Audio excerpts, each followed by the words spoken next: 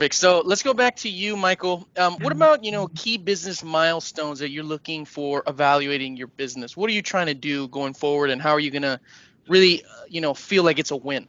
I guess is the question.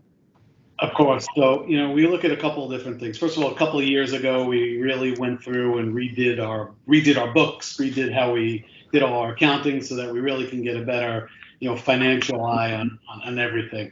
I mean, obviously in, a 20-person firm, I wear way too many hats. So in reality, we realized it was time to bring someone in to go out there and focus on that. Obviously we're looking at percent utilization. We are looking at new clients that are in place there.